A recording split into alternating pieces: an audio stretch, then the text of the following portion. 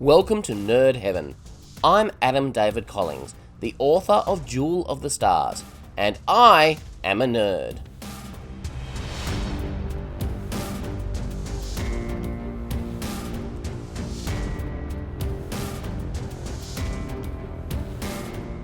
This is episode 40 of the podcast. Today, we're talking about Star Trek Discovery, Season 3, Episode 3, People of Earth. But first, I want to acknowledge the passing of Sir Thomas Sean Connery, or as we more commonly know him, Sean Connery. I learnt just last night that he had died at the age of 90. He brought a lot of joy into my life through his acting work, and I'll always remember him as James Bond, Henry Jones Sr., and King Arthur from First Night.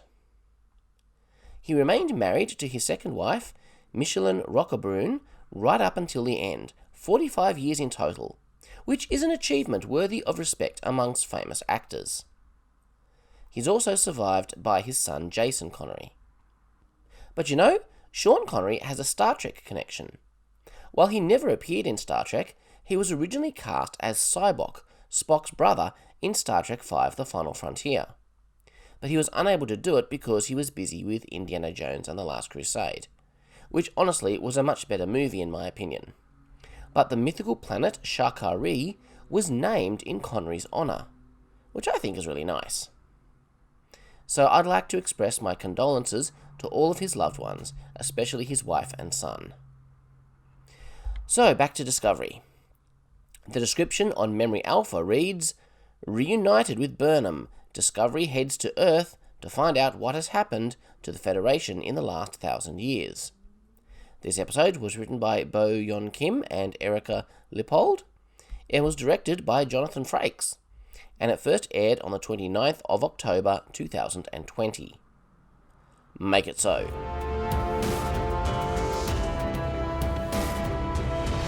The episode opens with a quick recap of what Michael has been up to during the last year, while she's been searching for Discovery, indirectly waiting for them to show up.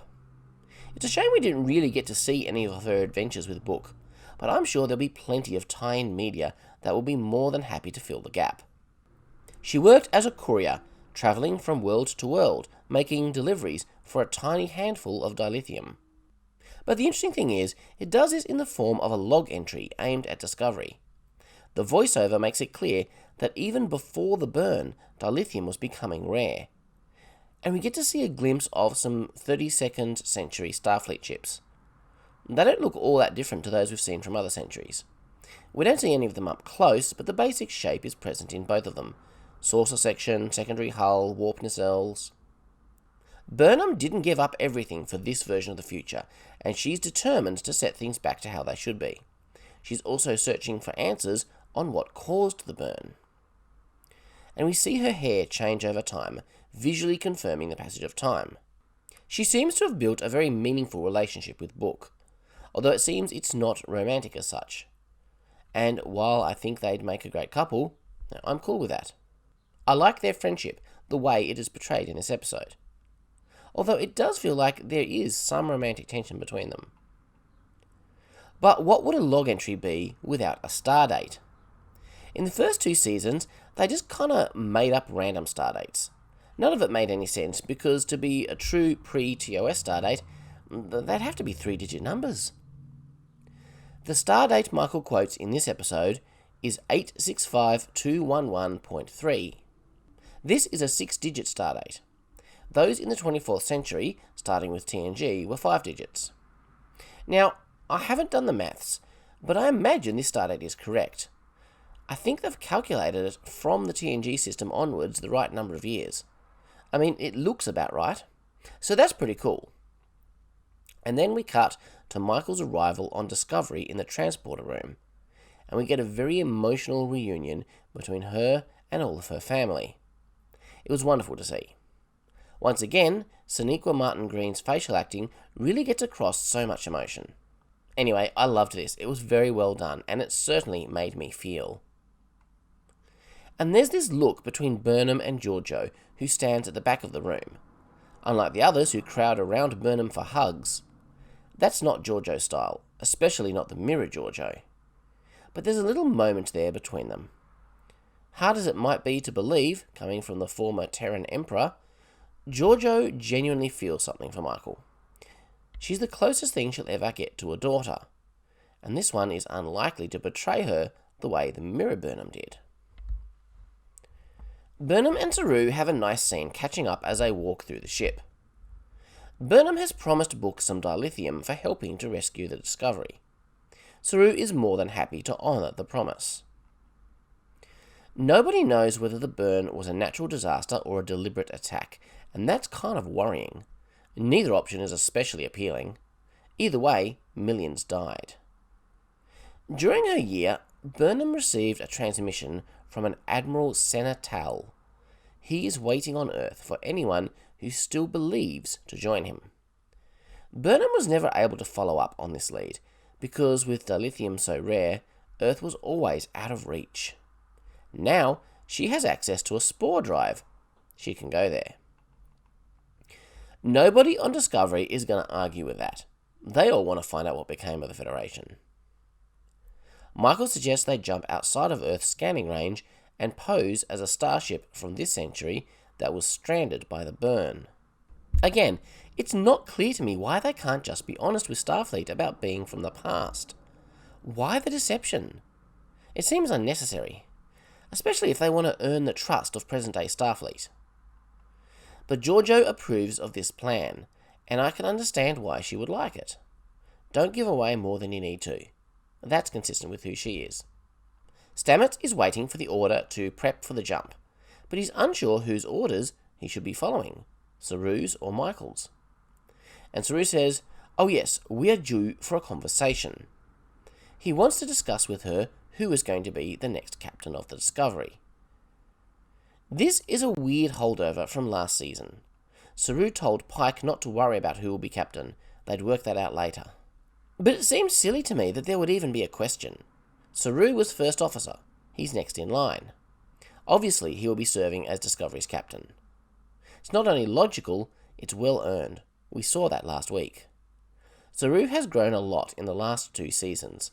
He's gone from the timid first officer, questioning every decision and asking the computer for leadership advice, to the man who took charge last week. Michael agrees. "There's no need for that conversation, Saru. It's you."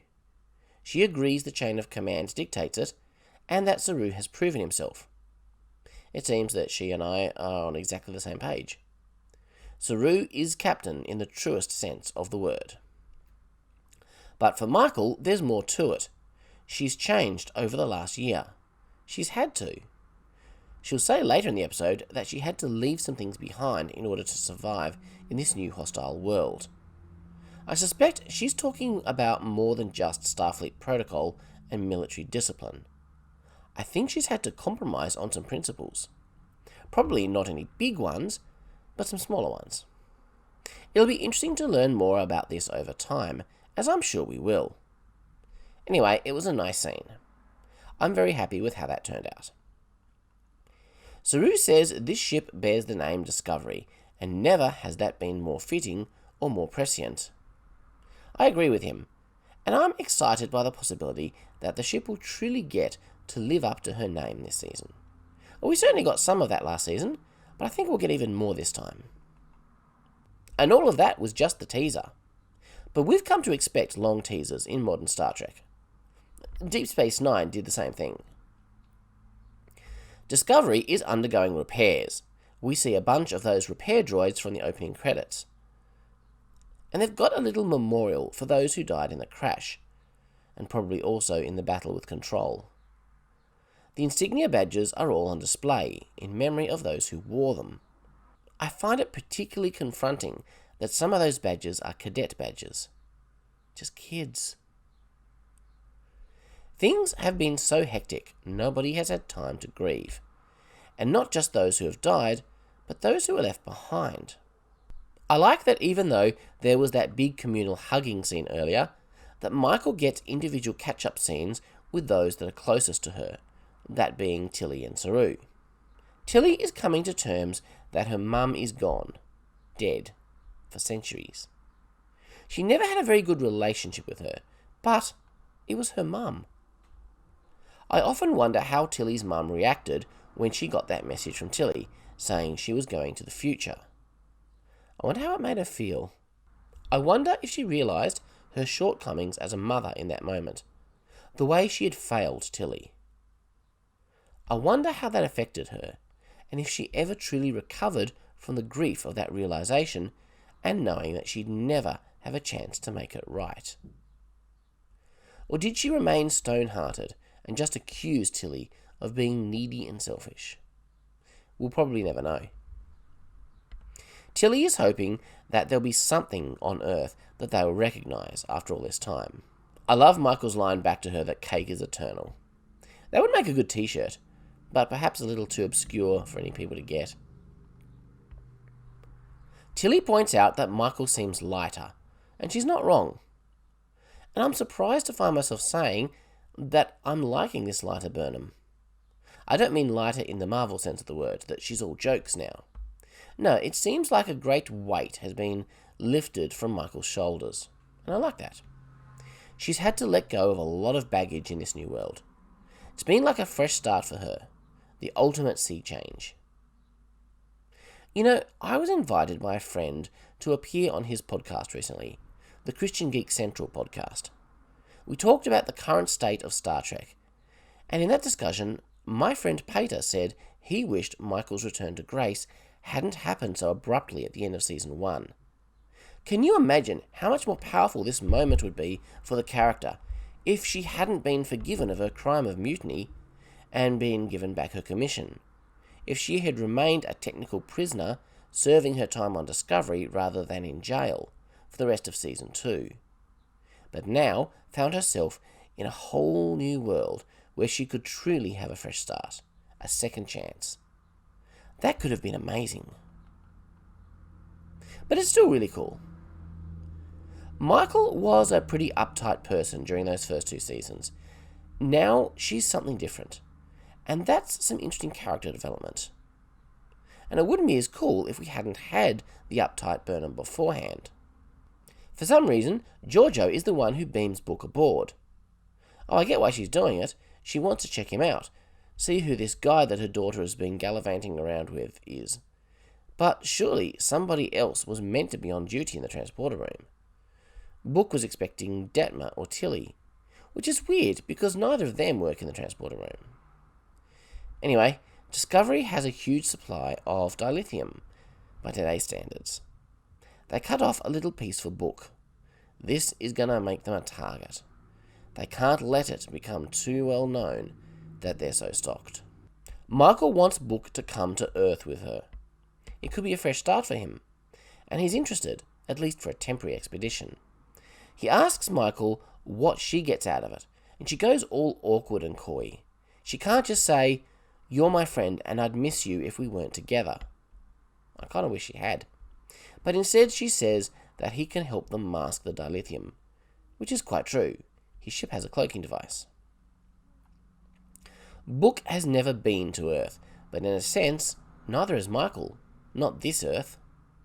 We should talk about Book's ship. I like the interior. That's really cool.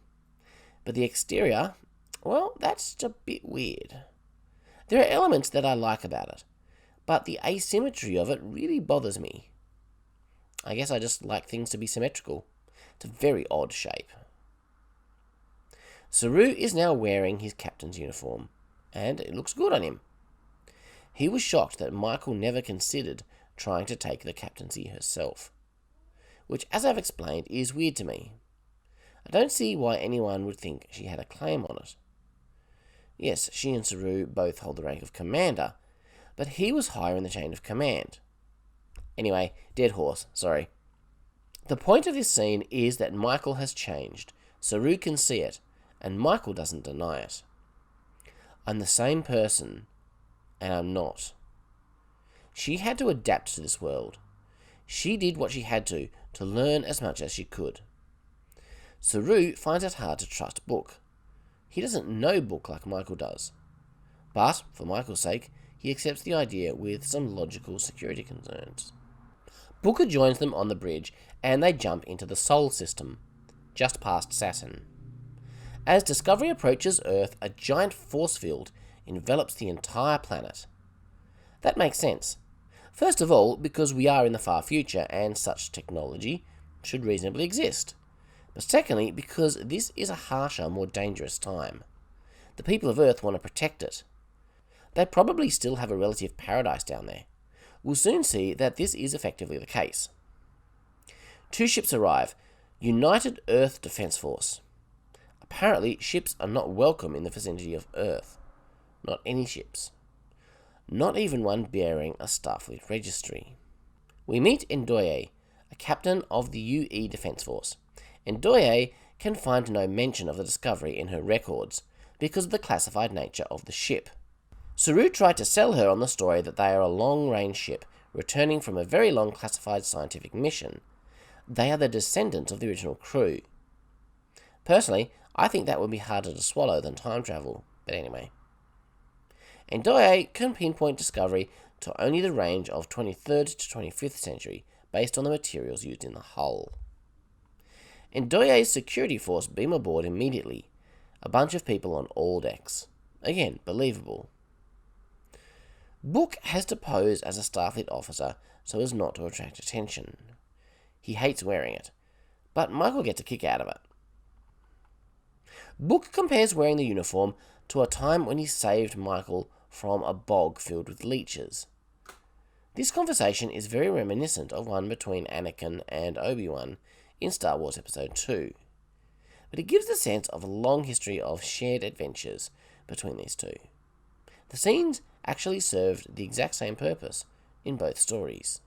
This is yet another example of the Star Wars-y feel to this new setting. It should feel out of place. It maybe should even bother me. But despite the Star Wars-esque dystopian setting, this season feels very, very Star Trek. And that's because of Discovery itself. Imagine the Enterprise got pulled into the Star Wars universe and continued to carry on its mission there. Imagine there was a show about that. The show would have a Star Wars setting, but it would still very much be a Star Trek show. That's kind of how this feels. The crew of Discovery make this feel like Star Trek, even though the setting doesn't. Georgiou also needs to wear a uniform, and she picks an Admiral's uniform. This is typical of her character and mildly amusing, but it is good to see a Discovery Admiral's uniform again. I always liked their Admiral uniform. Georgiou makes some interesting observations, that Michael isn't sure she fits in here anymore. She's gotten used to not having to follow orders and be in a chain of command. Earth has rebuilt to be self-sufficient, so it's still very much the Star Trek Earth down there. Beautiful gardens, a world without poverty. But it's under constant threat. People want what they have. They want the dilithium. And it's made the people of Earth paranoid and suspicious. Understandably so, perhaps. Right now, their greatest threat is a group of dilithium raiders led by a bloke named Wen. Ndoye tells them that they won't find what they're looking for on Earth. Starfleet and the Federation haven't been on Earth for a long time. Having Federation headquarters on Earth would make it a target. Earth is no longer part of the Federation, and that's huge. She says that Admiral Tal left Earth years ago, but died on his ship. And that kinda sucks. Adira gives the impression that she is in charge of those inspecting the Spore Lab, and that she is really hard and grumpy. She's only 16 years old, not much older than my daughter. We'll find there is more to her than is apparent a little later. But Wen's raiders have arrived, and something is interfering with the personal transporters used by the Earth defense people.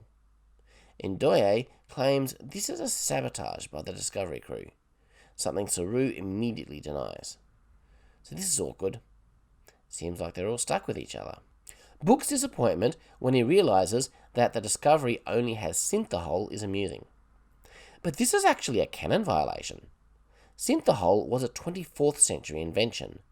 Scotty, in his retirement years, had never heard of it until he found himself in the future on board the Enterprise D.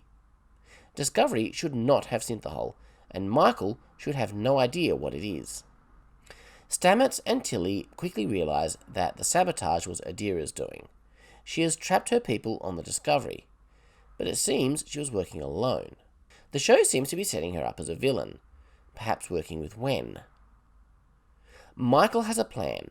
She and Book leave Discovery in Book's ship without asking Saru's permission. Book observes that these raiders are not in good shape. We get more talk of past adventures, and more I'm wanting to experience some of those stories. Michael appears to be offering to give them some dilithium. Saru is determined to protect Book's ship, and Ndoye won't allow the dilithium to fall into Wen's hands. So he says Discovery will take the hit. This is a very risky move. These are 32nd century weapons being fired. By all logic, they could slice through a 23rd century ship like it wasn't even there. Detmer is very hesitant, to the point of almost being insubordinate, but she eventually obeys. I'm sure this is tied into her weird head condition thing from last week. A lot of people are speculating that Detmer has PTSD, rather than a physical ailment. And the evidence seems to be pointing towards this. This is interesting, because I feel like we were cheated out of the promised exploration of PTSD with Tyler when he turned out to be Vok. Anyway, I'm kind of with Detmer on this. Taking the hit from those advanced weapons is a terrible idea. In reality, Discovery should have been destroyed. But then there'd be no show anymore. Their shields are completely depleted by the shot, but the ship itself is undamaged. Yeah, right, as if. But they can't take another hit. The plan is simple. Get the enemy to lower their shields to accept the dilithium, and then beam their captain aboard as a prisoner. It works easier than it probably should have, but that's okay. This is where we start to understand how Earth's isolation has affected others in the galaxy. Wen says that Earth hoards all the dilithium while the rest suffer. They don't even use their supply, because they don't leave their planet. Giorgio is getting bored with the slowness of diplomacy, so she pulls off what is apparently a mask, and we see that Wen is human. Not only that, he was played by Christopher Heyerdahl. He played Todd the Wraith on Stargate Atlantis, not to mention 2 separate roles in Sanctuary. He's a type of actor that regularly plays multiple roles on the same show, both in and out of prosthetics. Anyway, it's cool to see him. Ndoye is shocked to learn that Wen is human. This is classic Star Trek. Look past the monster to see the humanity inside. Talk to your enemies. Wen and his people are not typical raiders. Their home on Titan, one of the moons of Saturn, are barely livable. They're just a group of desperate people trying to survive. Titan is no longer self-sufficient. It was an accident that destroyed much of their colony. The first ship they sent for help to Earth, their home planet, was shot and destroyed. Wen's people realized then they were alone. Earth has had to protect themselves, but they've become so paranoid that they've lost all their compassion for others. They've forgotten what it means to be human, in the Star Trek sense of the word. The negotiations are not difficult once they start listening to each other, but it took Saru and Michael to make it happen. These people aren't used to solving their problems with diplomacy.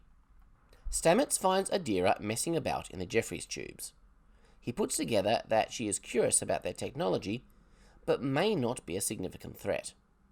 He tells the truth about everything, the spore drive, even them being from the past. Adira became an inspector in the hopes of someday finding a Federation starship. The sabotage was to have more time to spend on Discovery. She wants to join the crew. It seems Adira is one of those true believers Book talked about, and she claims to know Admiral Senna Tal. The crew of Discovery have now been granted permission to visit Earth. Ndoye gives Adira permission to leave Earth and join the crew of Discovery. Adira says that she is Admiral Tal. At first, I thought this just meant that Admiral Tal was a fabrication by a teenager who dreamed of Starfleet. But no, it's way more than that. It turns out that although human, Adira is host to a Trill symbiont. Burnham didn't know about the Trill until she met some working at the exchanges, and Saru gets all his information from the sphere data. Yes, we've still got that. They were known in the 23rd century. Emily Dax travelled to Earth to judge a gymnastics contest, where she met a young Leonard McCoy. But they were possibly not all that well known or understood species to the Federation at the time. So, how does this all work? Can a human be host to a Trill symbiont? Well, there is precedent for that. When we first met them in The Next Generation, Riker once served as a host to a symbiont. Very little had been established about the species at that time. But Adira is having trouble accessing Tal's memories, being human. I like this. It shows that it is possible, but problematic. Of course, Riker didn't seem to have any problems with his symbiont, but there was a lot that wasn't properly established in that episode. In fact, a lot about the Trill changed when they were brought back for Deep Space Nine, including their appearance. This was all because Terry Farrell was an attractive woman, and they didn't want to cover her face with prosthetics and lose her beauty. So they said, we'll just give them spots then. This should bother the heck out of me. The reason it doesn't is that I never saw that TNG episode until years later. I actually thought that Emissary was the first appearance of the Trill for a long time. So from my perspective, DS9 was correct and that TNG episode was wrong. Best forgotten. Saru mentions that Trill hosts can access the memories of their former hosts. What he doesn't mention is that the symbiont also has a personality of its own, and that personality blends with the host, as well as the memories from the former hosts, to create a new individual. I can understand them simplifying things for the sake of this conversation. I just hope the writers fully appreciate how this species works. While Saru and Michael are talking, Saru is taking out Captain Georgiou's old telescope. They don't mention it at all, it's just there. Kind of weird. I mean, it was a nice callback, but it seems to have been a bit of a pointless inclusion. Michael admits she should have told Saru her plan. She's been out of Starfleet for a year. She's not used to working in a team like this. Michael let go of a lot of things during this year, and it's going to take her time to pick them back up again, if she can. But Saru trusts her to grow through this change. Michael accepts the post as First Officer of the Discovery. Notice that Saru is kind of our very first alien captain. I know there have been alien captains in Star Trek before, but not regular characters, not on the title ship of the show, so that's significant. Michael has an emotional goodbye with Book. It seems he's not staying indefinitely. He's going back on his ship to live out his normal life. But I'm sure this is not the last we've seen of him. We end with a heartwarming scene of several crew members down on Earth. They find a tree at Starfleet Academy. A tree that still exists from their century. It's got to be over 1,000 years old. This is the recognisable thing that Tilly was hoping for. It's a nice little moment. Our final shot is a nice pullback over San Francisco as the Star Trek fanfare plays. This season definitely feels the most Star Trek of anything we've been given in the Kurtzman era of Star Trek so far. That's not a knock against Discovery Seasons 1 and 2 or Picard. I liked all of them. But this feels more Star Trek-y. Personally, I don't mind the way they mixed things up previously. I can appreciate both. But I think a lot of people will be saying, finally, this is proper Star Trek. Anyway, I continue to enjoy what is feeling like a strong season.